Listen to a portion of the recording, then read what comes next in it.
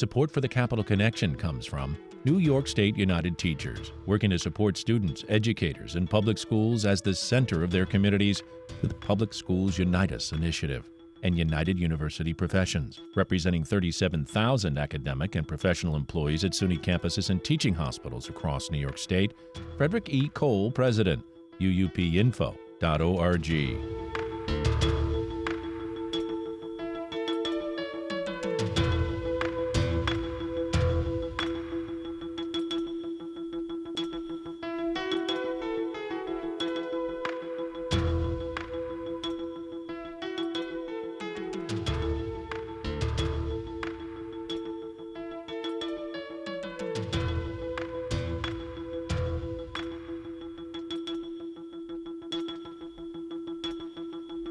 It's the Capital Connection. Hi, I'm David Gustina, joining us this week to talk about a very difficult and complex issue which has had a ripple effect throughout the world and in particular to New York. Talking about the attack on Israel by Hamas and the resulting brutality inflicted on unarmed Israelis. And now there's a potential humanitarian crisis in Gaza where hundreds of thousands of people are there with little food, water, power, or connection to the outside world. But with us today is Hank Greenberg. He's a former board member and member of the Jewish Federation of Northeastern New York. He is also a spokesperson.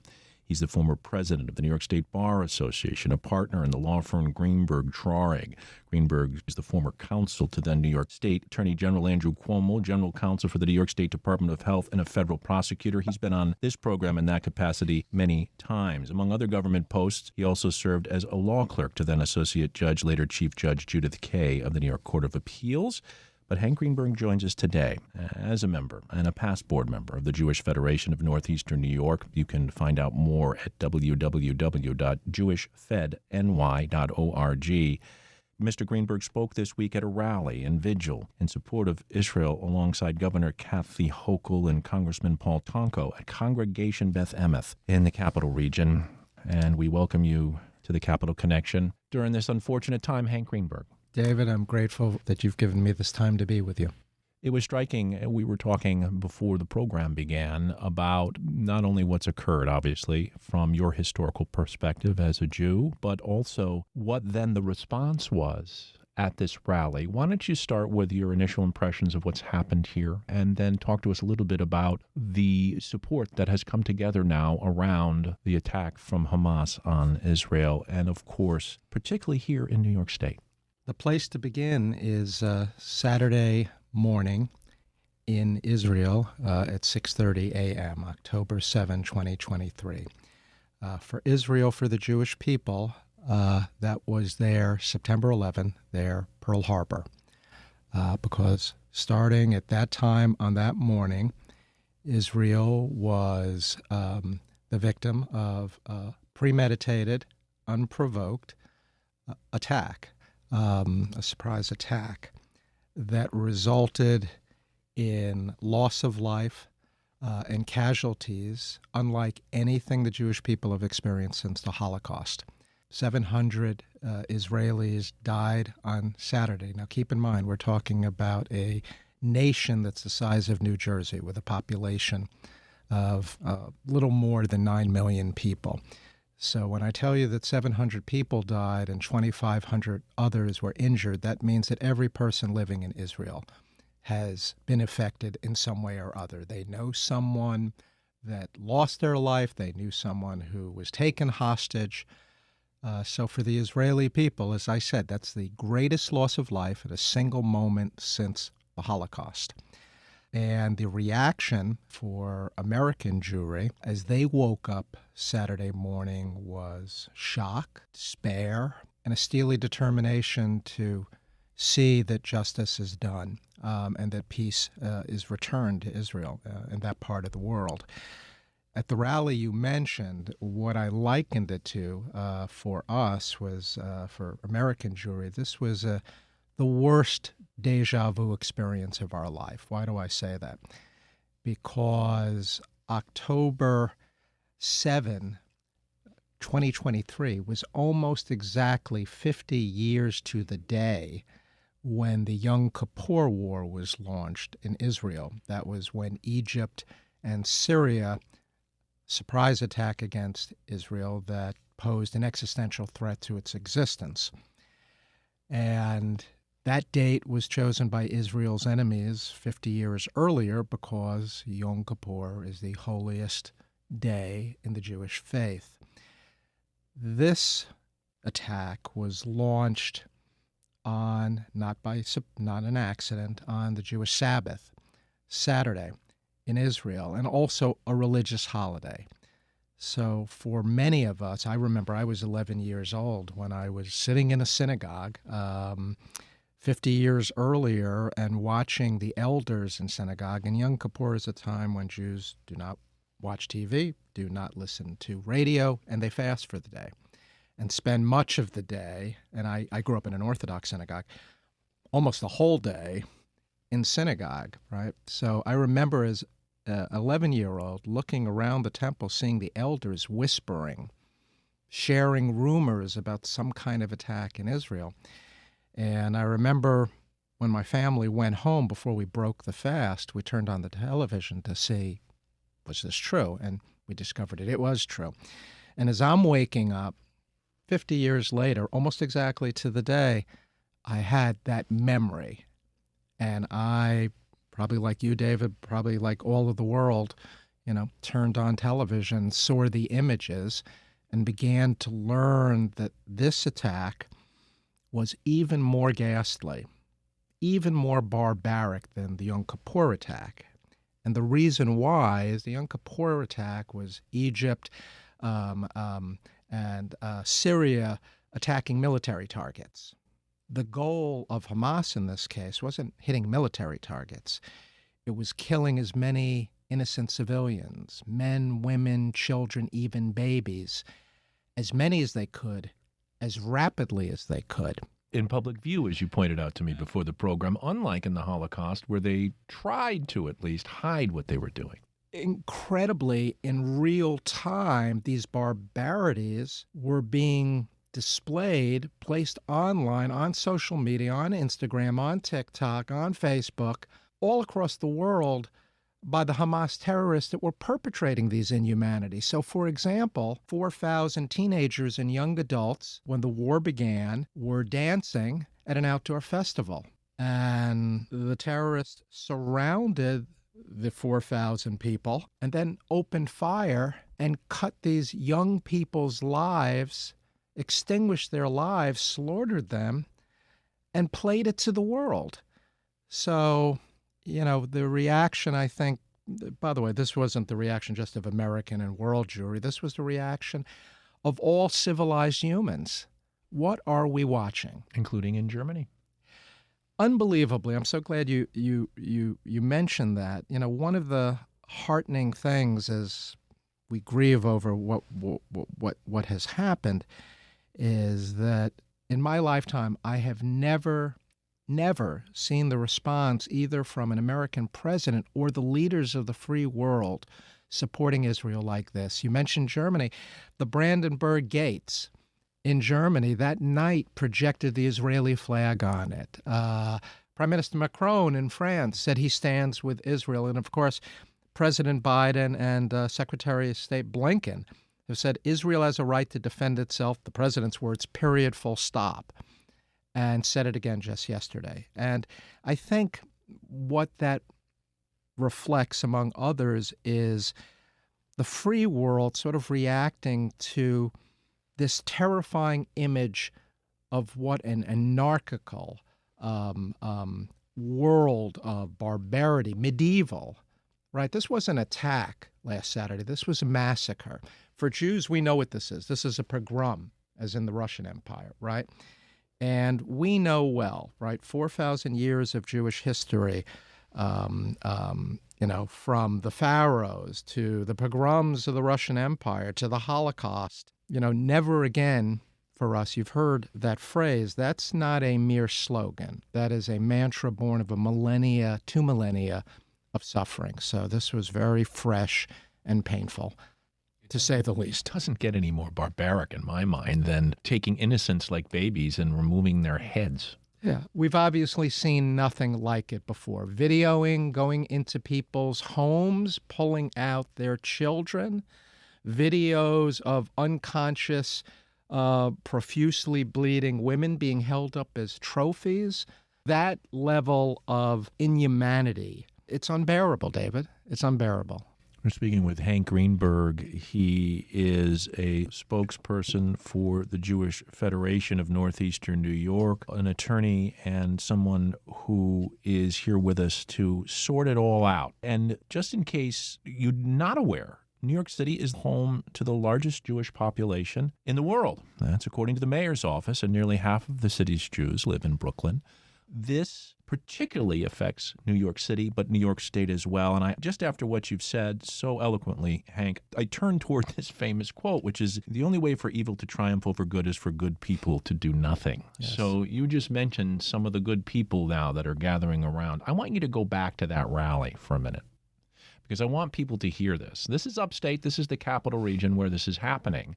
And you show up and there is a line like a Broadway show. And the idea here, I believe, is that we're all, not just Jews, all human beings are impacted by an act like this. It was an extraordinary experience. I think everyone that was there will never forget it. Sadly, I've participated and spoken at many rallies like this before when some atrocity has occurred in Israel. And I didn't know what to expect, right? So the war starts on Saturday. The rally is Monday evening. And mostly it's through word of mouth that people even know that the rally is being held. So I drive into the parking lot at 6:40. The rally is going to begin at 7. And I'm stunned that I can't find a space. And it's 20 minutes before the rally begins. And then as I walk in, there's a line, as you said, snaking around the block. Right, the kind of line you would see, I don't know, you know, what I'm Bruce Springsteen concert. Right, exactly.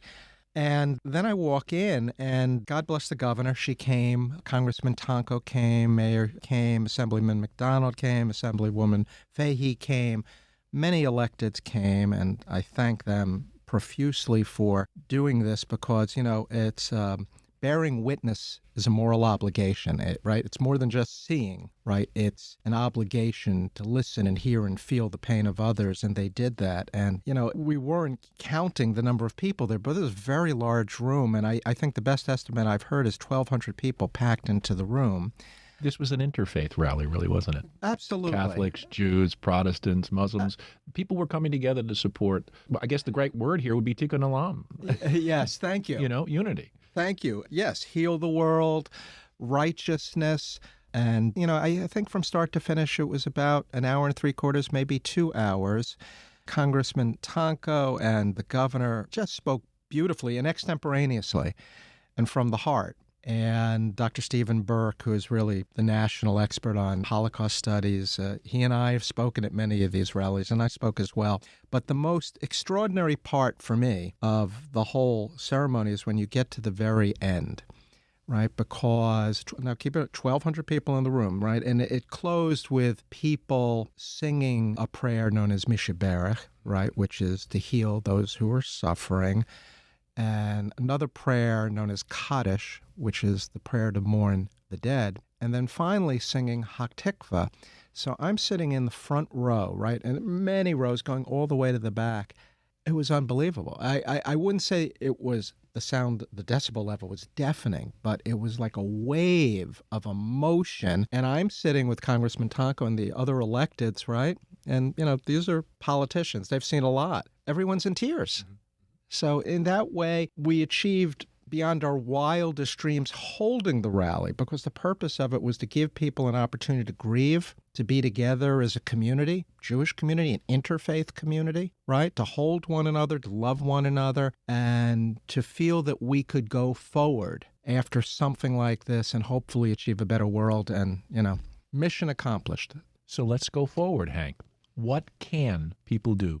Jews and non-Jews, right now, what do you need to help those who are suffering in Israel? Well, here's what we can't do, because we can't do it, right? We can't put on the uniform of the IDF. We can't go into battle. You can't get out of Israel, let alone into Israel, because everything's shut down. So there's only two things people who care deeply about this do. One is to be emissaries for civilization, and in this instance, like the leaders of the free world and the president, for Israel's right to defend its sovereignty. And it's important to understand this. That's what happened here. Hamas made incursions into Israel as deeply as 5 miles.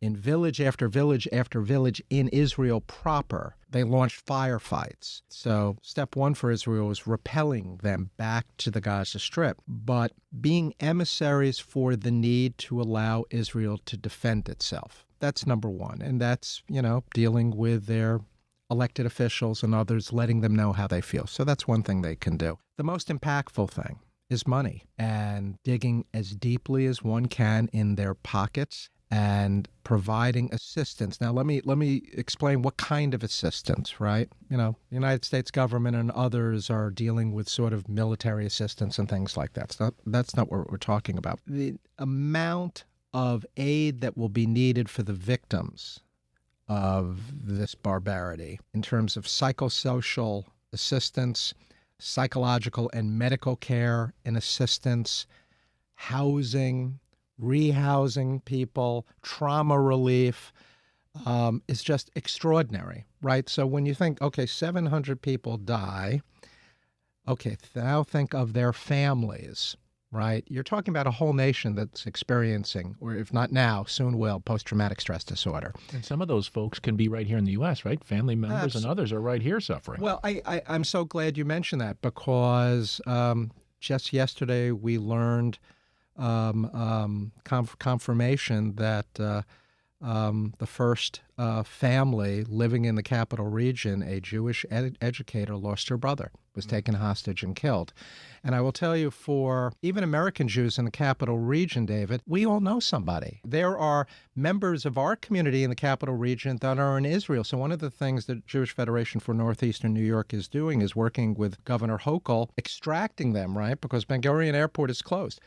Getting them out. So every person, not just in Israel, every Jew living in the capital region either knows someone or knows someone who has lost someone, who knows someone who was injured, knows someone who was taken hostage. So being as generous as we can, I said to, and this is something very personal for the Jewish people, right? I mentioned at the rally for me, right? So I'm 62 years old, and my grandparents who fled Eastern Europe because of the pogroms, their moment was 1948 for them. And 1948 was the Israeli War of Independence. And by the way, in Albany, the Jewish community back then in Albany, many Jews in 1948 participated in gun running, going to Canada, trying to find, right? Yeah. And that was the fight for independence and the establishment of the Jewish state. My parents, their moment was the Six-Day War in 1967 and the Yom Kippur War in 1973. And they gave and they gave and they gave and they gave.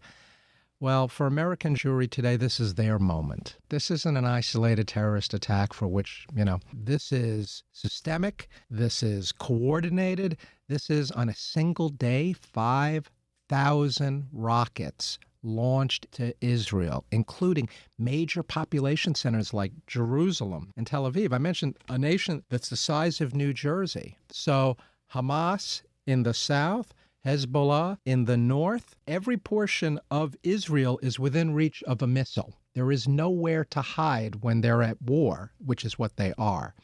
So this is, I think, a moment for people who care about civilization. And do we want the rule of law to devolve into the law of tooth and claw? I think the answer is, of course we don't. And the other thing you're seeing in some quarters, people who are sympathetic to the plight of Palestinians, and I understand that and I respect that, but a recognition that there are these things called the Geneva Convention and the laws of war. And here's what they mean. You don't cut off the heads of babies. You don't take families hostage. You don't have hostages. So I think what you're seeing is this realization that's actually sweeping all people, right? The old playbook ways of thinking about things are being put aside, and they're looking at the images and having this, for many people, sort of this epiphany. No, this is something very different, very evil, and it cannot stand. We're speaking with Hank Greenberg, spokesperson for the Jewish Federation of Northeastern New York. And what did he just say? He just said two things: pressure your public officials, and also whatever you can give in support is going to go a long way to helping the aftermath of this horrific situation. I want to move even more into New York because we have another problem: anti-Semitism in general. Just note this from the ADL, that's the Anti-Defamation League. New York maintained its lead in total reported anti-Semitic incidents across the United States. This is in 2021. The 416 incidents documented by the ADL represented a 24% increase. Now, no matter where you go, even though you made a nice disquisition about how wonderful it is to be a Jew in New York, it's right here in New York. In fact, as we're speaking today, there's a high school in the capital region where a young person took a Jewish flag, pulled it away from another student, and flushed it down the toilet. We've got real problems with anti-Semitism and racism, our original sin, as you mentioned to me before coming on the program. Isn't that something else people need to be cognizant of and be willing to speak out against when they witness it? My goodness, yes. This is a new and terrifying new normal. And my perspective, and I mentioned this before we went on the air, my grandparents who fled from Eastern Europe, they were hypersensitive to anti-Semitism and saw it in places that I, growing up, didn't see, right? Because my frame of reference was I'm growing up in New York State. And I mentioned before, in 1938, in the middle of the Holocaust, during that period, New York had a Jewish governor and a New York chief judge in 1938 during the Holocaust, right? So this is New York, and always felt extraordinarily safe and secure. They also had Nazi party rallies in New York. Yes, they did, right? And everyone should see the documentary, 20,000 People in the Garden. I'm glad you mentioned that. But this is something different. I mean, anti-Semitism isn't different. It's part of the history of the world. It is a virus that has never been eradicated, and it arises again and again and again. The Passover Haggadah, during Passover, we read from this ancient book, and there's a line in it: in every generation, our enemies will rise and try to destroy us. By the way, that's what happened last Saturday. But back to New York. This is something new and different and alarming. Even downstate in New York City, not that long ago, there were, especially in Brooklyn, vicious anti-Semitic attacks. There are a lot of reasons, a lot of causes for it, but here's what you've done, by the way, by just raising that question. There's something different, importantly, about how we address it. Generationally, from the Jewish community perspective, when something awful would happen, and things would happen, synagogues even in the capital region would be desecrated, right, with swastikas spray painted on the walls. The idea was get law enforcement involved, but don't talk about it, because that'll just stir up more. That might have been a good strategy 20 years ago, 15 years ago, not now. Hate is something that needs to be met head on, recognizing it. And, at the rally, Governor Hochul spoke about it. Congressman Tonko spoke about it. So I think there's a growing appreciation from policymakers. And maybe just to that point, that because of what Hamas did, yes, and we got to see it, yes, it had that impact. Right. You see what, by the way, racism is a variant of it, right? You see what it does to the human brain, if you will. And it would take a psychologist or a psychiatrist to tell you how it would take basic humanity, extinguish it, and turn it into something that is horror and unspeakable evil. And you're exactly right. We know where it leads, and it leads to death and bloodshed. And we're seeing it in New York, and it's on the rise. And not just in New York, across the nation. I mean, New York is special. It is beautiful. New York State is this magnificent mosaic. More languages are spoken, more faiths are practiced, right? More ethnic groups are in New York State. The diversity of New York is our strength, right? E pluribus unum, that's supposed to be our national guiding principle. Well, in New York State, it is our living reality. But this is something different and frightening and scary, and talking about it as you are doing is really important. Do you see a day when we will have a Jewish president? Oh, absolutely. My father, of blessed memory, I remember being with him the day when Al Gore announced that Joe Lieberman was going to be the vice president nominee of the Democratic Party. And of course, we know the election of 2000 came, 600 votes away from having a right and Chads. right, and Kamala Harris's husband is Jewish. So No, absolutely. One day, and one day, very, very soon, we're going to have a woman president. No, one thing about America that is still beautiful, that is still extraordinary, is that at the end of the day, the pathways to success, the American dream still exists.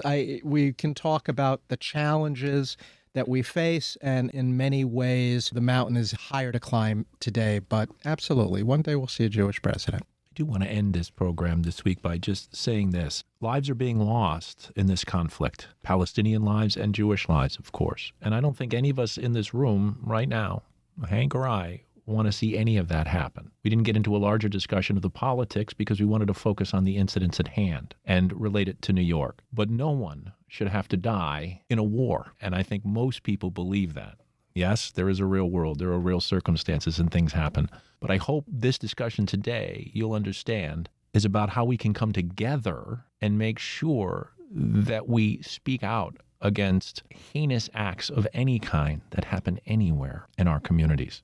Absolutely. And I've had many opportunities in my professional life to speak out against different forms of hatred. It just so happens right now in this moment in our history, we're talking about what's happening in Israel today. But war is always ghastly and terrible, and yet it's been an ever-present reality of world history forever. And what you're seeing happening in Israel is not a war against the Palestinian people. This is a war against a terrorist, quasi-governmental entity that has done grave harm and inflicted grave hardships on the Palestinian people. So we all want peace desperately. We want this to end as rapidly as possible. And I'm glad you made that point, David. It's a very important one. We've been speaking with Hank Greenberg. He is a spokesperson for the Jewish Federation of Northeastern New York, and that is www.jewishfedny.org. Of course, a former president of the New York State Bar Association, an attorney with Greenberg Traurig. Hank, thank you for being on the Capital Connection this week. It's been my privilege. Thank you. The Capital Connection is a production of WAMC Northeast Public Radio. You can listen to The Capital Connection anytime at WAMCpodcast.org or anywhere you get your podcast. And join us again next week at this same time for another political conversation. For The Capital Connection, I'm David Gustina. Support for the Capital Connection comes from New York State United Teachers, working to support students, educators, and public schools as the center of their communities through the Public Schools Unite Us initiative.